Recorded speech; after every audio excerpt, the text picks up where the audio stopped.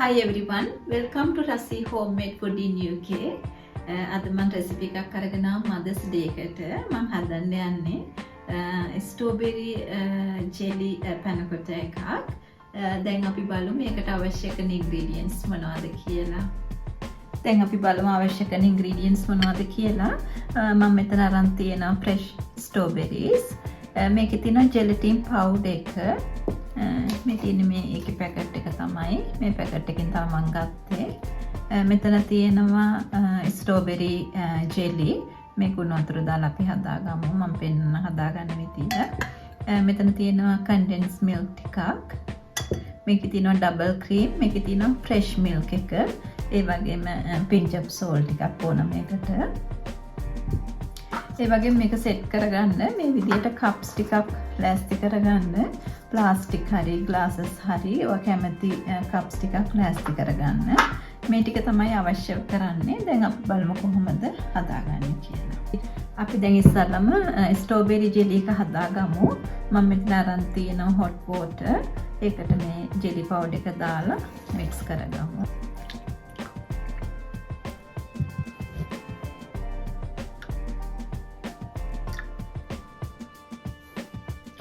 දැන් අපි මේක ෆ්‍රිජ් එකේ විනාඩි 5ක් විතර සෙට් වෙන්න තියමු.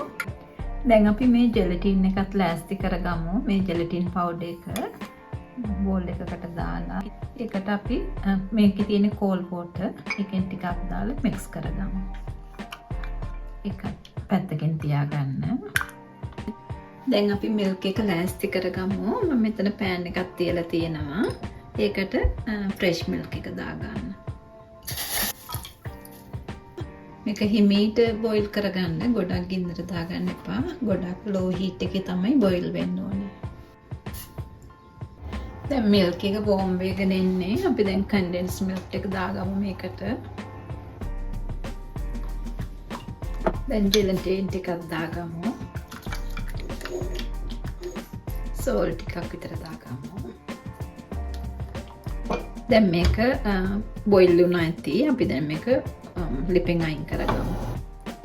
දැන් අපි ඩබල් ක්‍රීම් එක දාලා මික්ස් කරගමු. දැන් අපි මේක ජග් එකට දාගමු. මම ජෙලි කප්ස් ටික ගත්ත විනාඩි 5කට පස්සේ දැන් ඔක්කොම ටික සෙට් වෙලා තියෙන්නේ.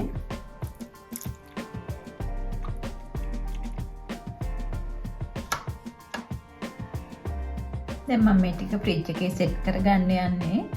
ඕවර්නයිට් තියන්න වෙනවා ෆ්‍රිජ් එකේ මේක. අපි දැන් ස්ට්‍රෝබෙරි සෝස් එක හදාගමු පැනකොත එකට.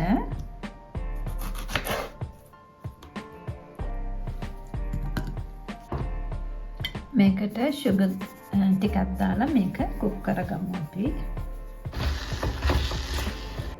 දැන් ස්ට්‍රෝබෙරි සෝස් එක රෙඩි. දැන් අපි මේක හොඳට නිවෙන්න තියමු. මම ෆ්‍රිජ් එකෙන් ගත්තා ඕවර්නයිට් තියලා ෆ්‍රිජ් එකේ. දැන් ඔක්කොම හොඳට සෙට් වෙලා තියෙන්නේ.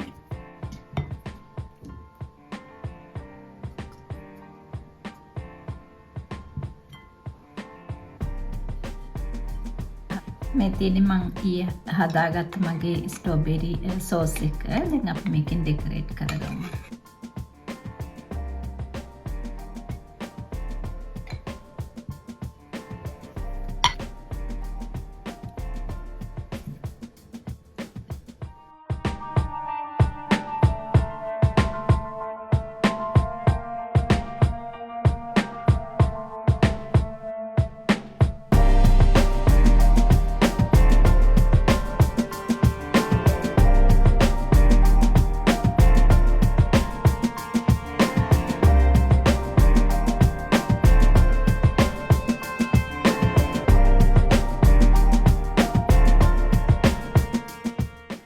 ඔයත් මේ ස්ට්‍රෝබෙරි ජෙලි පැනකොත එක හදලා බලන්න. මේක හරිම රසයි.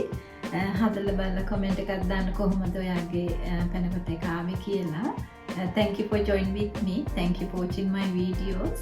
අපි ආයෙ ලස්සන වීඩියෝ එකකින් හම්බ වෙනකම් ඔයාලා සියලු දෙනාටම ගොඩාක් ස්තුතියි.